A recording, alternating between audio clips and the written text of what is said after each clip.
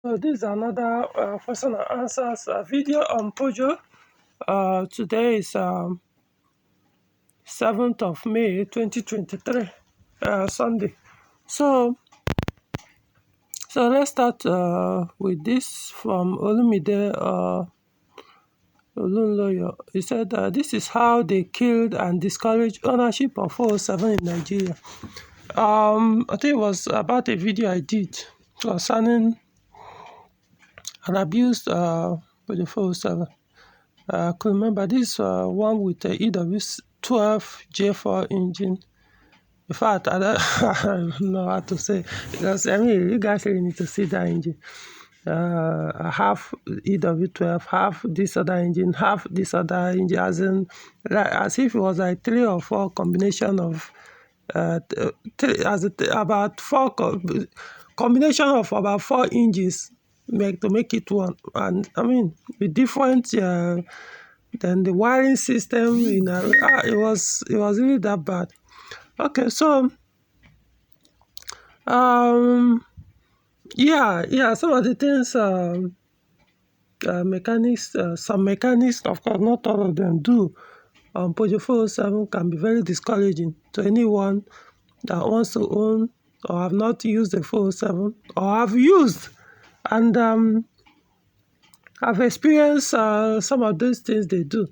Can be very discouraging to people who probably might have been interested or already own the 407. Quite discouraging, The 406 can take some abuses. Still, it will affect the vehicle, but 407 will not tolerate half of the abuse it will do on a 406 electricals. They do not. So, yeah. So I believe that's what Olumide was responding to. What I think I explained how sad I was when I saw that vehicle, or opened the engine bay and saw the vehicle. I wasn't the one that was working on it, but somebody bought the car and they called my attention to come, and I forgot what happened. I said, I'm not going to put my scan on that car. With the way the engine bay was in a mess, the wires cutting from one plate to another, cutting wires here and there, exposed, neck as in, it was horrible. Okay, there's a response to that. He said, this from E.G. Kolade. He said, honestly, my own 407, which I love, is giving me mad issues as per gear. The electrical wiring is baffling. I bought the car hoping to drive a wonderful car. Unfortunately, I am sad by it. I need someone who can help. Yeah, well, now probably you have experienced it. Some of these things I say, of course, even some people watching this video will still go and do the same thing you did. You just go and buy a car, a 407 or all this modern Peugeot car blindly because all you need is start the car. Someone can say can start and move. There's nothing wrong with the vehicle, or as whatever issue the car has can easily be fixed. So why bother getting a specialist or somebody to check the car for you to avoid buying a drama? I'll call it, just that the drama will drain you, financially, emotionally, and otherwise. So why engage in such drama? So now you experience it, and maybe other people will learn from your comment, but I know that some will still will not, because after watching it, they will still do the same, and then start looking for issues. It's not even about the gearbox, because that gearbox is, I don't really consider it as an issue when it comes to 407. Because I also realize that even other brand of vehicles that most people even place as being durable, having no issues. I mean, all you need to do, go to the workshops where they repair such vehicles, or you could hear. I mean, the other time I was asking, someone was telling me the price of automatic gearbox on some of those popular Japanese brand of cars. Not even the those expensive models. I'm talking about just the normal utility vehicles of those Japanese vehicles. I mean, the cost of buying a Tokumbo automatic gearbox,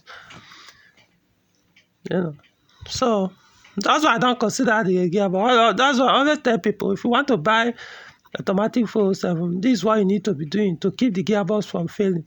And even if it does fail, at least don't use the new one you buy or the Tokumbo one you buy. Don't start killing it at the point after purchase by using the wrong fluid or extending the usage beyond the mileage that could damage the gearbox if you don't change that fluid. It's an expensive maintenance part of the vehicle.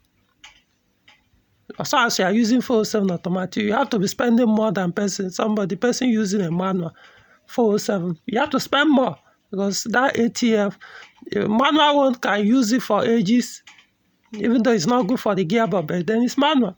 You can tolerate that. You can use it for ages without changing the oil. Worst case, even if you eventually damage the gearbox, when the oil wears out that badly, it's very cheap. Get another one and put and move on. The automatic, you will spend. Replacement will cost you so much. ATF, you also need to be spending every now and then. You don't need to wait them to wear out that badly. If it wears out that badly, it will wreck it. You won't even get to the same bad. That's when the ATF becomes, or oil becomes that bad, deteriorate that bad. Before I even get to the condition of the manual one that is bad, it will damage the gearbox. The manual gearbox, the oil has to be that bad to as in, I don't know how to say, before it will affect the gearbox. So it's the electrical part of the issues that I'm referring to, not even the gearbox. So those who are interested in buying automatic Peugeot vehicles, be ready. It's not like you can't afford to change the ATF, but at least you'll be willing to be spending that a little bit more to prevent the gearbox from failing. Then you take care of the rest. Don't abuse the electrical. You enjoy them. Okay. Moving on. This from Oka for Obitulata. He said, please, I'm very much in need of your contact. My 407 is having a firing problem. I believe you meant misfiring issue. I've talked about like contacting me, but this is 6 months ago, so probably we sorted it out. Okay.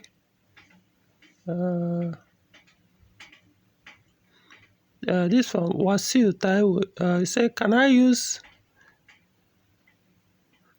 301 phase 2 for Uber driver? I'm not sure I understand what you say, but I think what I'm trying to, I think what you meant was, can you use Peugeot 301 phase 2 or phase 1 for Uber? Yeah, of course, you can. You can. You can. The fuel consumption is very good. Either of the two, whether the 3-cylinder or 4-cylinder.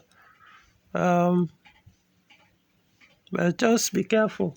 You have to be very good with car maintenance, because that if your engine fails on you, that particular 301, if the engine fails on you, you go hear them. The engine is not available. No.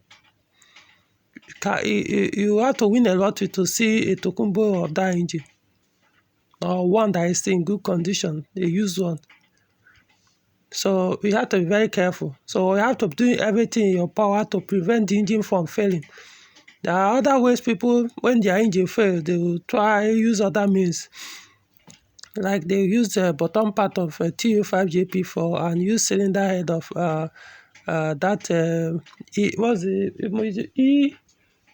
is it EBS or EC5? Forgetting the model of that engine. It's a VTI engine, especially for the 4-cylinder. So the 3-cylinder, I don't even know where you see yourself. Anything is possible, but my point is, you have to be the type that don't abuse their vehicles mechanically, not just electrically, mechanically, using the correct oil, changing it when due, leaving your cooling system intact, and all these things for engine to last for you. In that case, don't have issue. Yeah, even if it's automatic, yeah, but be changing the ATF when due. So it can be used. So, but if you are asking me, I'll first recommend like 307. I think it's better for if I in terms of maintenance cost. That's what I'm looking at. I'll suggest 307 than 301. But 301 will still serve.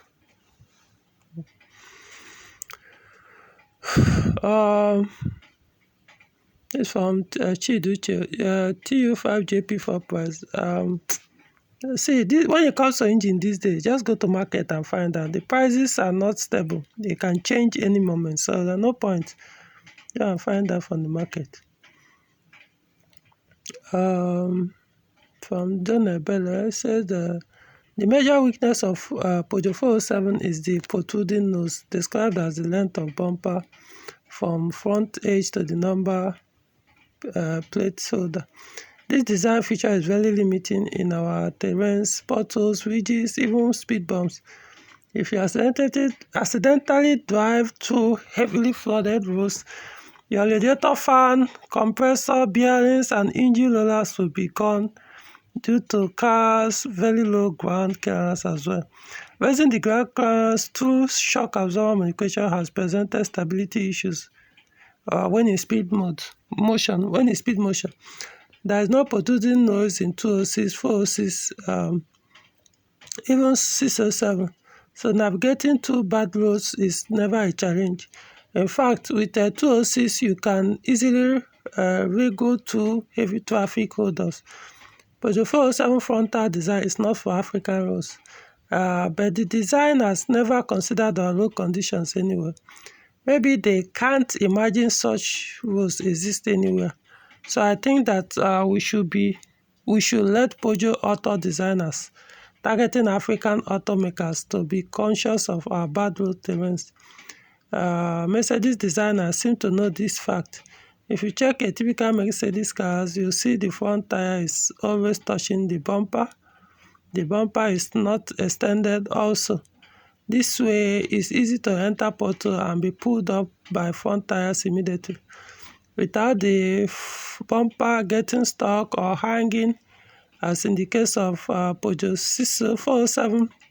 Thank you for bringing up these issues. I hope Peugeot will take note and improve on these areas. Now the 407 front end, it has that issue. The front nose kind of. But I also understand why it's not just 407. No. 406 kind of had that issue, but not as bad as 407. You know, the reason why people don't complain of 406 is because people that drive Nigeria Assemble will not understand. Those of us that drive like E12, E6, yeah, we do have that. You see, we suffer similar. In fact, I keep saying this. My 407 coupe the front end has never touched anywhere. Never. Ever since I owned the car, it has never touched. However, my 406 has been touching almost every now and then. I'm not saying the 406 has lower ground clearance, but it kind of had that kind of nose, but not as bad as this. The way they did the coupe is on that nose, they kind of slanted it a little. It went to, I don't know how to say it, you know. So I know that the design, so because of that, I always drive very carefully. That's why it doesn't touch anywhere. So I want you to understand, when you want to start to compare it with this like 407 or this one with other model, you have to also understand the design of the car, especially the cooling system. these other cars you are talking about, German brand, we talked about, the fan is behind the radiator. But the 407, 406, the fan is in front of the AC condenser. So there is a need to increase that space, or to lengthen the front end of the DC so that it can be able to house both the fan, the AC condenser, and the radiator. But the one without the fan in front that is behind the radiator, that was the point of leaving that big space in front. You see, understand, this is it's more like a logical thing to look, when you look at it logically. But it's also, as in, you apply science on it. That's just a fact, I mean, if you remove 407, pull the bumper a little bit off, you could see even the power steering pipe pass through the front, pass through the fan, the engine cooling system fan, pass through it in front of it. Likewise, the 406. But the 407, when you look at it, you see that people that drive 407, at least I can't remember, I know that of 407, that's, no, V6 407, that's but I want to believe all 407 have that design, that the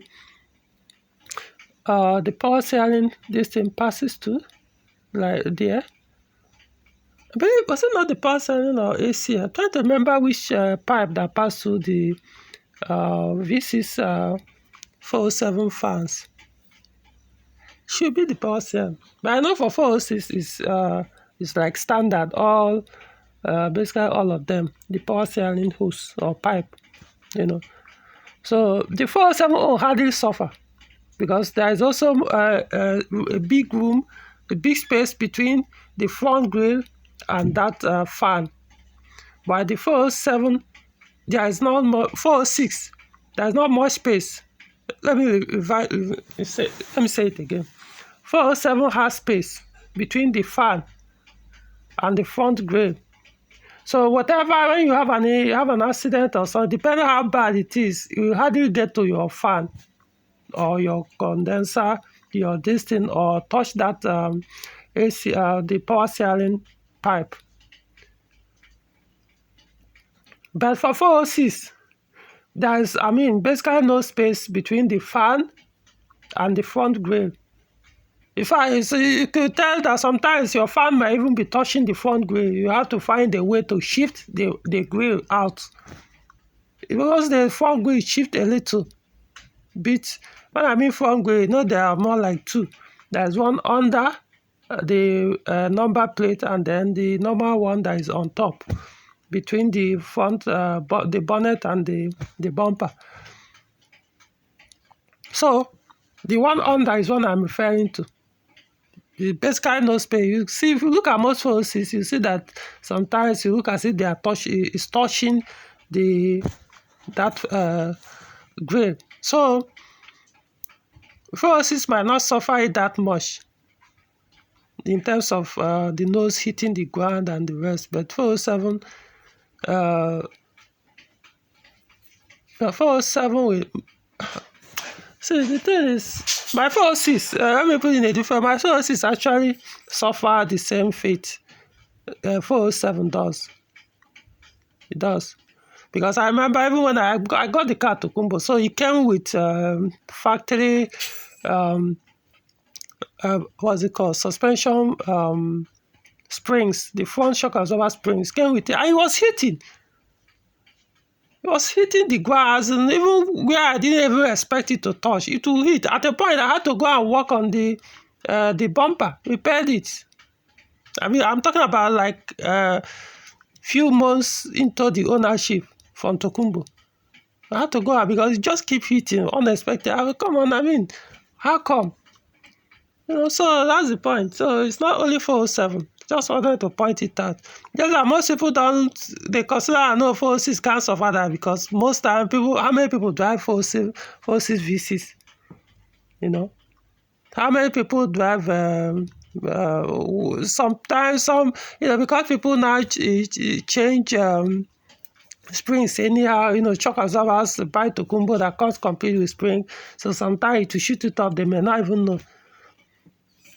Some they will mistakenly change the shock absorber with the spring, and then maybe they will put VC zone, or I don't know. Let me put it in a different way. If you use the wrong spring on your this thing, the possibility of you shooting the car too high or bringing it too low than you should is always there. So in that case, you start suffering. But in my own case, even with the factory shock absorber at the spring, it was still hitting the ground. So most forces owners may not experience this because their engines are just small. Like, so the any shock absorber you put there, with any spring you put there will not really drop it that low. So we still keep it high because engine weight is not that heavy. The only place you now see a difference is if it's a Nigerian assembled 406.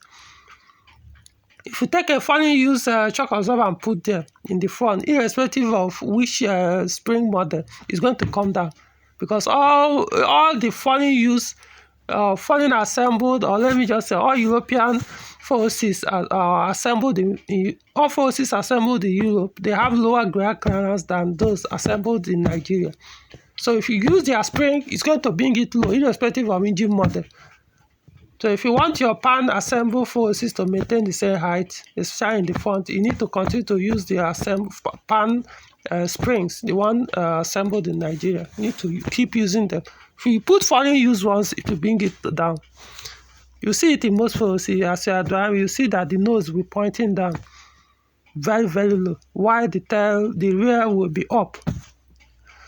Those are the people that made that mistake. So if you look at your car height, if you have a 406, go and look at it. How does the ground clearance, I'm talking about difference or the gap between the front bumper and the ground. Look at it, where the bumper stops. Is it okay to you? If it's okay to you, if you are changing your shock absorber, return that to your spring. Even if you are buying used, swap it. Don't use the spring of the Tokumbo own, if you don't want to suffer what I just explained. Okay, so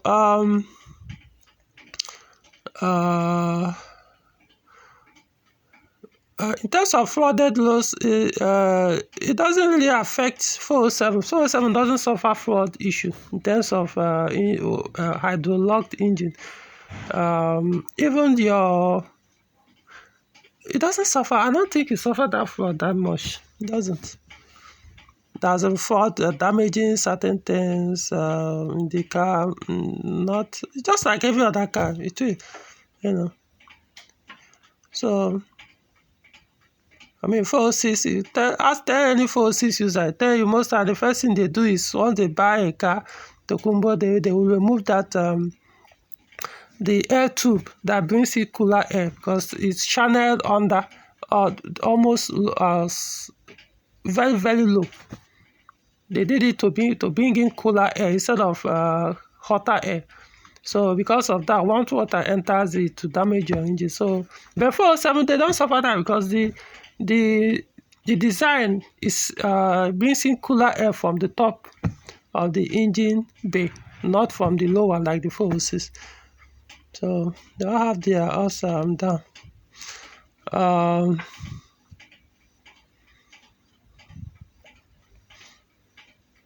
So I hope I've explained certain things here. Okay, so moving on.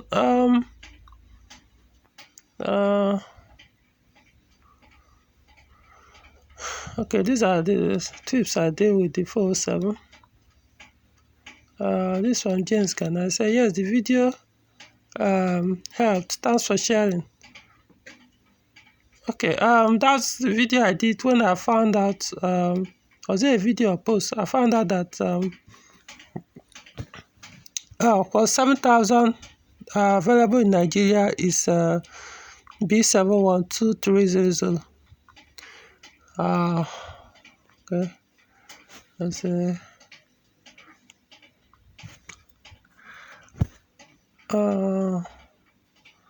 See,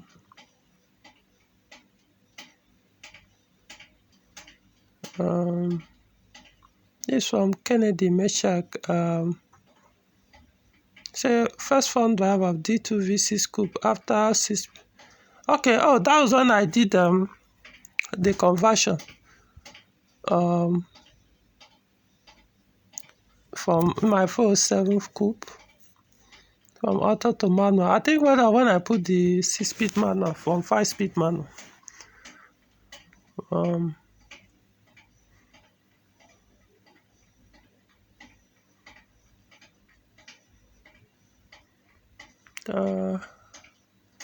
Okay, I'm surprised the person that posted this card to you didn't comment on this platform. That's what, honestly, I'm being brutally frank. Should I buy this severe abuse Peugeot 607 V6? I don't even remember what I said there. Illusions some used car buyers have. I think I still remember some things I said on that video. Concerning, people expecting a used vehicle to serve like a new car for after purchase, and a few other things. Let me see. Okay, this from Skate Hero. I wonder how this oil differs from the regular 7,000, good or bad. Okay, so that's I don't know. It's referring to whether the current cost 7,000, total cost 7,000, 10W40. Whether it's different from the original cost 7,000, 10W40 total produced. I don't know, because I've never used that one before. The original 10W40 from total, so I can't tell the difference.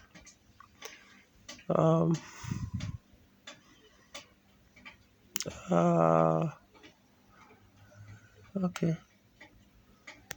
So does it have English? Okay.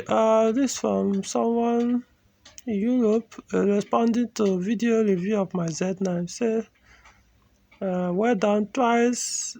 Project is beautiful. Yeah, 607 is kind of. It's a good looking car. A Z9 specifically is a good looking car.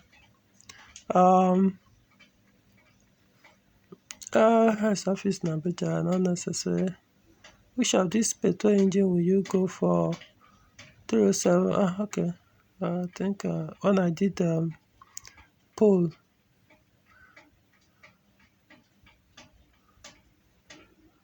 I need to go into all these things.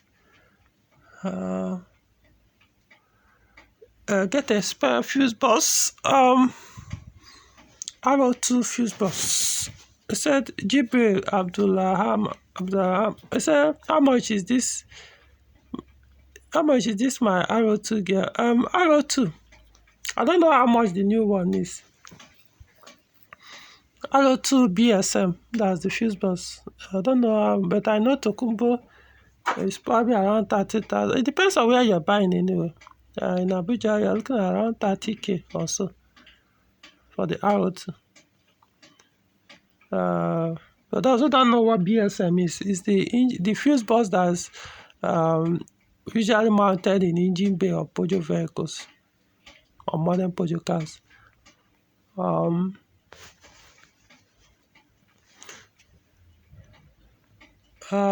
This somebody impactor say, what language is this? Keep asking. Funny enough, it was a video on how to replace starter in a Peugeot V6, which can be very, very strenuous. So it's better you go and let's say you don't even need to listen to what I was saying, because I did the lesson. It's not like a picture tutorial. It was a live video. Discussing, showing you how you can remove and put. Instead of you to watch the video and learn, they are asking which language. Stay there. Do you still have thermostat in your Peugeot engine? Okay. I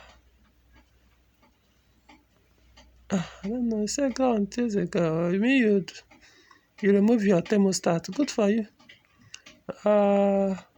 Say I installed this from Smooth Seller. I said I inserted it following one of your videos. The wild person says his own remote. Good for you. Okay, this from Elisha.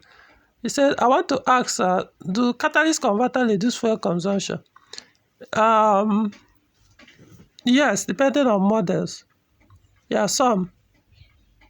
That what I mean reduce is if the car is meant to run with catalytic converter and you remove it, it will increase the consumption. If you put it back, it will reduce it. Yeah, so depending on the Peugeot model, by Peugeot model, I'm referring to injection system, not necessarily the Peugeot model. Injection system, they determine if it will affect the fuel consumption. But that I mean absence or presence of catalytic converter. So he said again, exactly what is happening to my 406 Peugeot. Well, I don't know the injection system of your 406. So this from D and Claybar. They say yes, avoid the THP engine. Well, THP engine can give you some misfeeling. I'm not gonna lie to you guys. THP engine, not the child's play engine.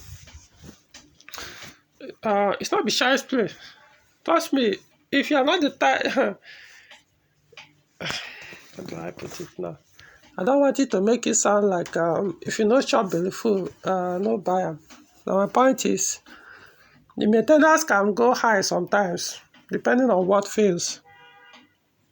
You know. So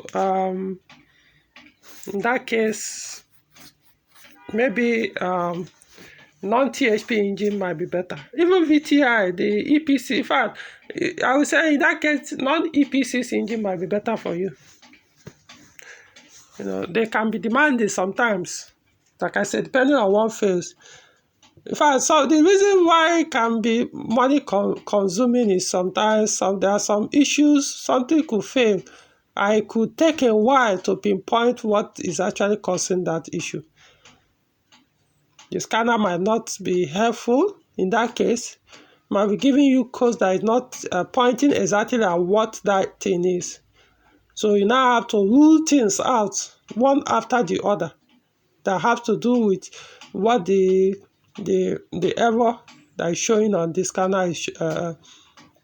You know what kind of thing you rule things. You list out certain things that error could be caused. That can cause that error. Then you start to rule those things out. And by ruling out, sometimes you just have to remove and put another part. That's the only way to know if that part is the cause. You may remove and put, the issue will continue, and probably if it's a new part, because if you buy a brand new part and put and continue, it will not be that easy to you to return it. So it's done. It's only a used part that, depending on what the used part is, that you could say, okay, you could return it so that you won't lose your money. You won't buy a brand new fuel pump, complete assembly, or even whether it's a fuel pump. You mount it and maybe the same issue continue. You remove it and say you want to return it. To return to who? You know. So that's the thing. So that point is EPC engines. Depending on issue that comes up, sometimes you may have to spend more than expected until you get to that issue. So I can understand what this guy is saying. Dian is saying. Is it Dian or Dylan? Something like that. So it's not that wrong, but it doesn't mean if you own one that you might experience that kind of issue. It's not a must, but it could happen. And if it happen, have that understanding. Okay. Ayodele Chooks say, is it better to adhere to the manufacturer spec than choosing a different spec? $20.50. Choosing a different spec. $20.50 can't replace $5.30 or $5.40. You say, okay, it is better. It is better to adhere to the manufacturer spec than choosing a different spec. $30.50 can't replace $5. Yes, you are right. So It's right in what he said. The time when people start using, even when people, I tell people, it's even better use 20W50. Yeah, there are cases where I said that even engines that are meant to run with 5W40 or 5W30, when the engine probably is weak, it's already weak, it's like burning oil like hair. And you realize, I mean,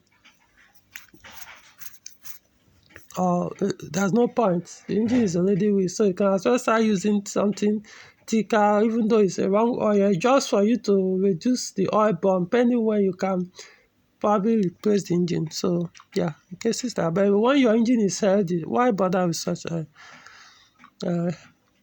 this one, Timmy Owe. Hello, please can you recommend a good Peugeot mechanic in PH? The one I saw 2 days ago swore that thermostat must be removed from cars because of our weather. Please help me out. Wow. It's not like a new thing, is what you said. Yeah, I know somebody in Port Harcourt. I don't know. I can't just put a number on on YouTube. That is permission. But I know a good Peugeot mechanic. It's not necessarily a Peugeot mechanic, sure, but he can repair Peugeot depending on he can repair Peugeot. That's my point. So it's not the type that abuse cars. So, but like I said, I have no right to put somebody's phone number publicly online without his permission. So I have to get it first. Okay, this poll I put which of the car 406 or any other brand.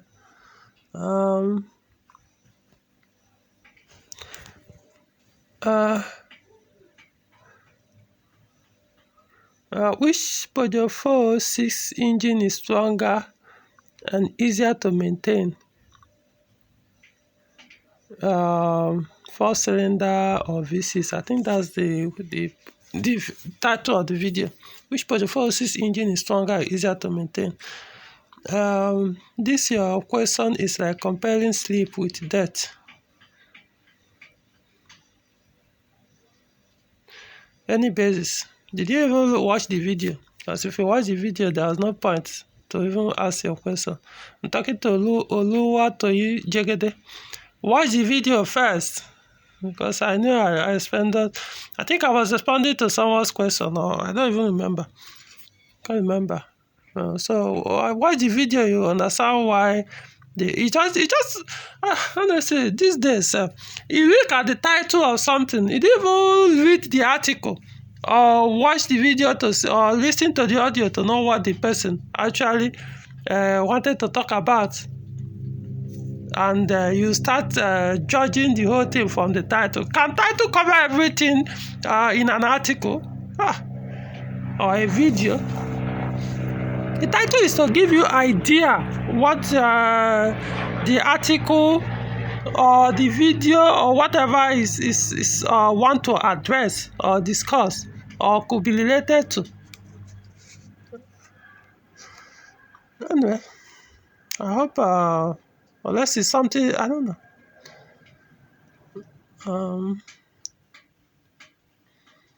Okay. I think I'll come back to this because the internet is off. I'll come and read it later. I want to hear what you say because it's a comment on a video I did concerning engine oil pressure issue.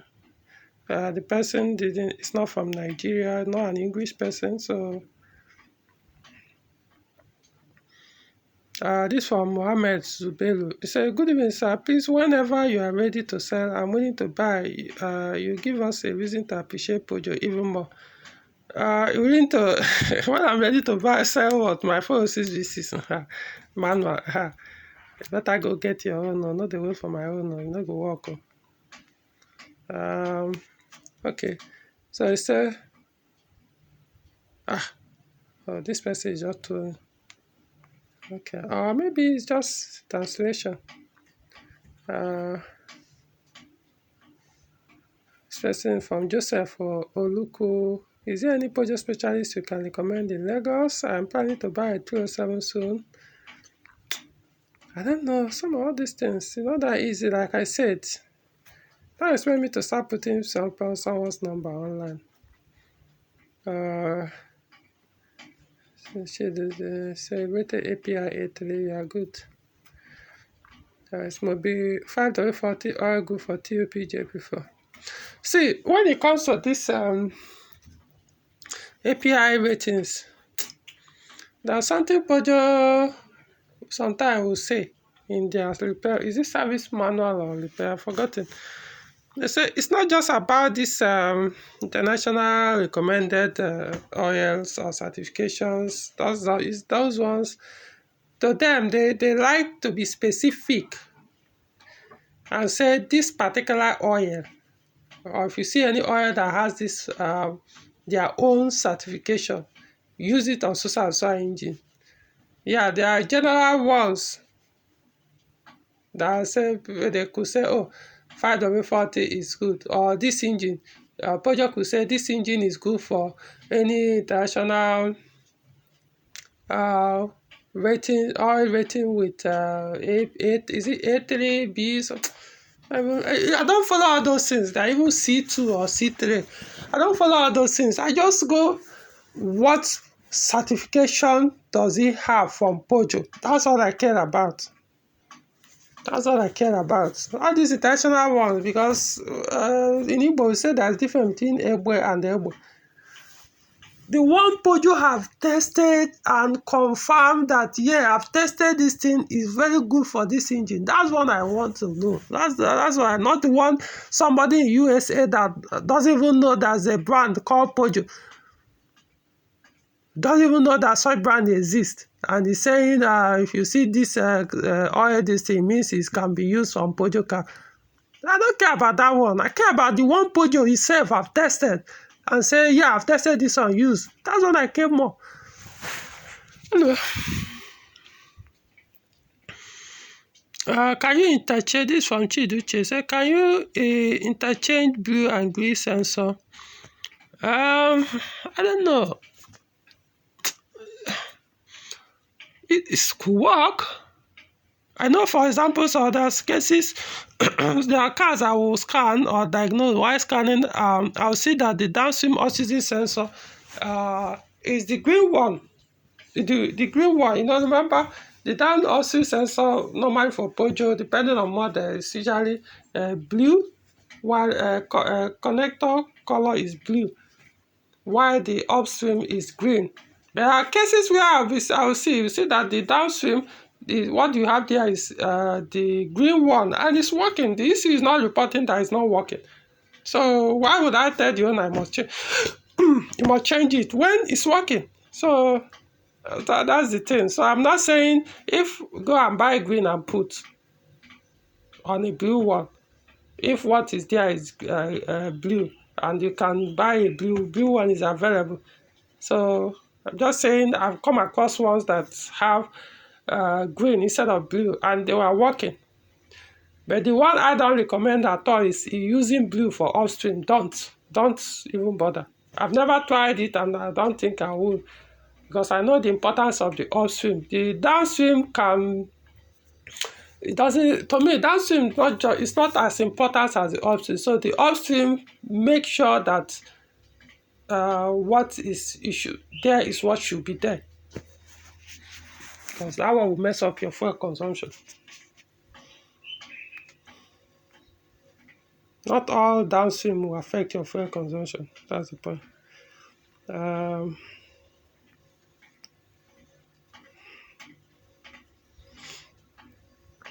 This from Donna Bell again. My phone says VC stick shift in action. Okay, it's a good car performance, but I don't shift gear knob and throttle almost immediately to avoid wear.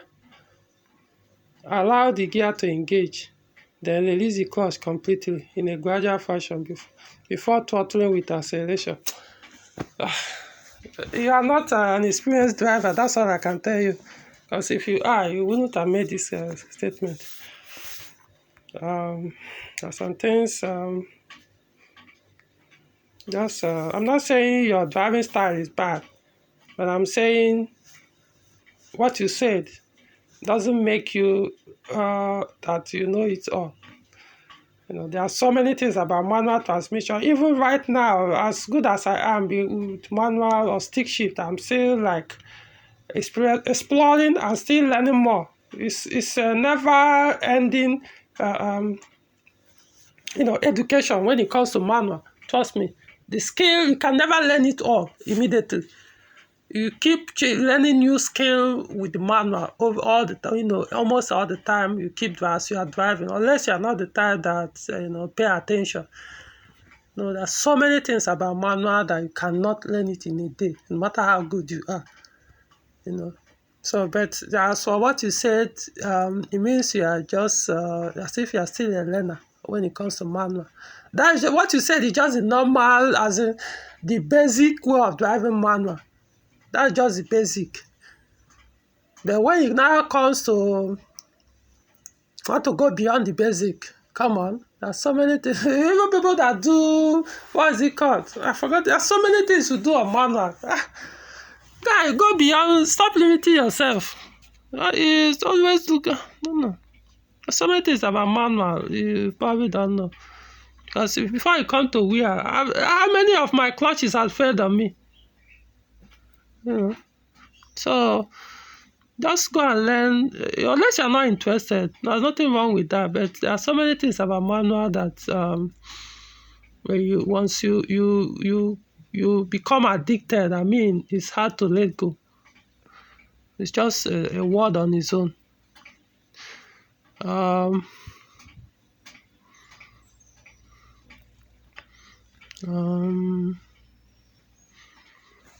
This Oluwatoyin Jegede, he said, Ikenna, what is your opinion about Peugeot 407 SW?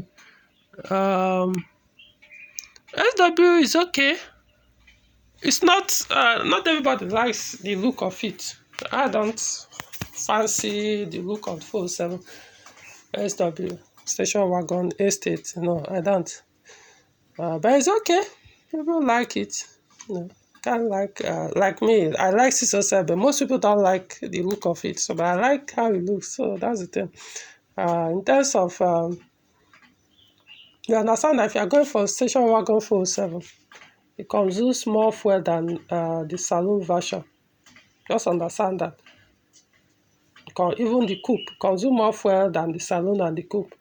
Now, what I mean version or counterpart, I'm saying if you want 2.0 petrol engine in 407, the SW station wagon O will consume more that of the saloon. If you want the 2.2 liter own, it will consume more than that of saloon and coupe. If you want the V6 own, because it has more weight. Weight matters when it comes to fuel economy. It has more weight, so it will consume more. And the speed as well. Same engine, same gearbox, same power, everything. But so if your saloon with 2.0 will do 10 kilometers, no, 100 kilometers per hour at 10 seconds, your station wagon will do probably 11 seconds or 11 point something or 12. This is 407. Coupe is about 8 points. Coupe and saloon basically the same. It's about 8 point something seconds for 100 kilometers per hour. I'm talking about 0 to 60 or 0 to 100 kilometers per hour acceleration. So I don't know that of station wagon. I've never tried it, so I don't know. I can't say. I know it can't be the same. It has more weight than these other two. So you have to factor that in. If you're okay with that, why not? But when I'm saying focus, I'm not saying it will consume so much. I'm just saying it will consume a little bit more than these other ones.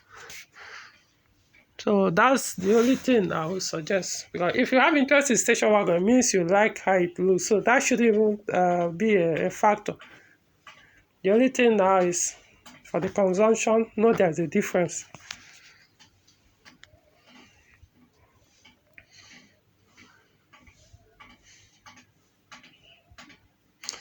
I don't know what I talked about on this video you're asking. This one, Kobatai, he said today's fund drive was different. Okay, well, I did a fund drive. I don't know which car I used it with. So, thank you, more interesting experience there with the Lion. Please keep them coming. Really appreciate it. Thank you. I don't know which. I have a 407 sedan that shows lateral acceleration fault. My mechanic couldn't figure out where the sensor is located. Lateral acceleration fault. Any advice? This one may G. Acceleration fault. Lateral acceleration fault. I'm not sure I've come across this particular fault, unless maybe you didn't scan with PP2000. If it's PP2000, I've never come across any project that showed this kind of 407 that showed this kind of fault. Lateral acceleration fault. I don't know. All I do know is that cars 407 that are converted from right-hand drive to left-hand drive, sometimes the electrical part of the conversion are not properly done. There's a connector around that pedals that sometimes when they don't connect it or connect it properly, it will be showing there's a particular code it will be showing something accelerator, pedal accelerator fault. So forgetting that word. Whenever I see that code on converted cars, I always know it has to do with the connections under the steering or around that pedal, accelerator pedal. So there's a guy that normally, although the one electrician that you have been able to figure out how to reverse all those connections under there, and the fault will go away here in Abuja. So normally, on two occasions the issue came up, I gave him and was able to reconnect, and all those issues went away. It wasn't like a sensor or any sensor issue, just a connection issue. So maybe they took this connector, put it in the wrong one, took this one. So you come look at it, see, and start to reverse, and before you know it, the fault will go away. So if you're in Nigeria and your car is right-hand drive converted to left-hand drive, you may have to consider what I just told you. Have a mechanic look at it. I don't know where you stay. So it's possible it's a different thing, unless you mean because 407 acceleration has to do with accelerator pedal and throttle motorized body. So motorized throttle body. So could be any of them. Right. Okay. This sample said you didn't drop Mr. Chu's number again. I need a reliable project mechanic in PA. This is closest I've gotten to one. I've forgotten what happened that time, whether I did drop that his number. I think I said in that video concerning him. I don't know whether I did or not, but like I said, I don't have that right to just drop somebody's number. Because I drop my own doesn't mean I can do it for any other person. It's his own number. Even if it's a business line, it's still...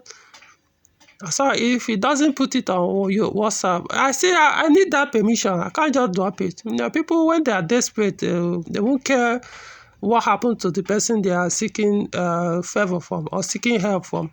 If I won't put myself into trouble just to help you. So if it doesn't give me that permission, I will not put that number online. That's how it is.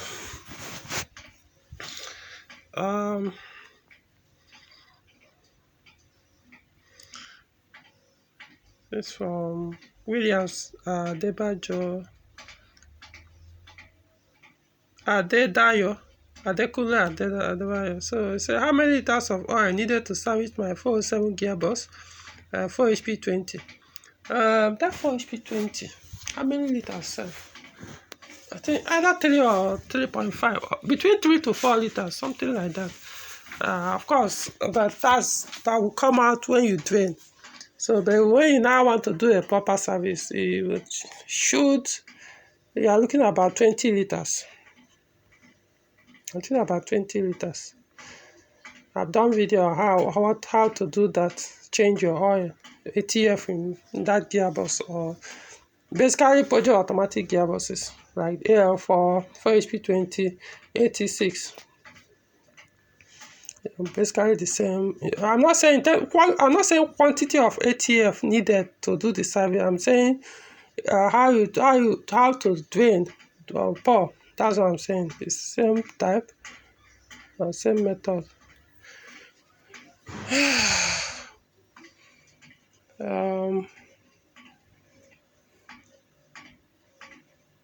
Okay, so some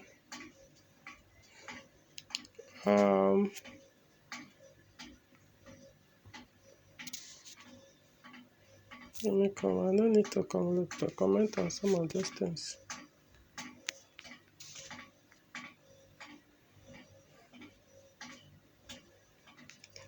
This from Amy Best Ike. It said, please, I have a Peugeot 307 2008. I think this will be the last one I'll do. I'll respond to it. It said, please, I have a Peugeot 307 2008. Every morning it shut down the battery. Not that the battery run down. Not works. Not even the lock or open doors. I will have to open the door with key to be able to open the bonnet. Then if I disconnect the one terminal of the battery, I connect it back, things come on, but when I start the car, the malfunction repair goes out after 1 minute. About this your car, sir, you believe you have a severe electrical issue. Could be your BSM or BSI or wiring connection somewhere. Any of these three things can cause all these things you're saying. You know, it has a serious electrical issue. I hope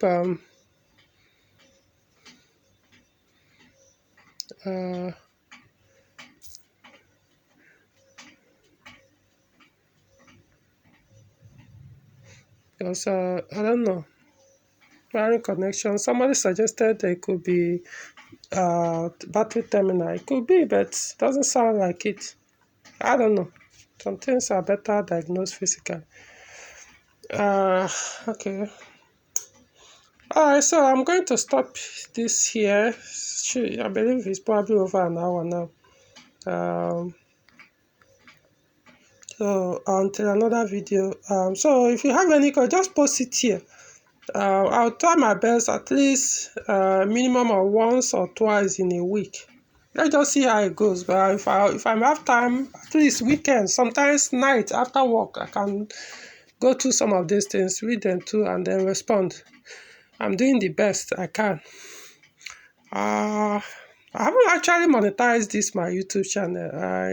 As you can see, I haven't monetized it. There are reasons. Not like I don't want to make money just like every other person does. Just at the title. Some topics I talk about on this channel, I know it's not something that will be monetized. I'm considering I'll probably open a different channel and talk about those other ones. And leave this one specifically for Peugeot discussions. Okay, so I hope this boss probably must have learned something from here. So till another time.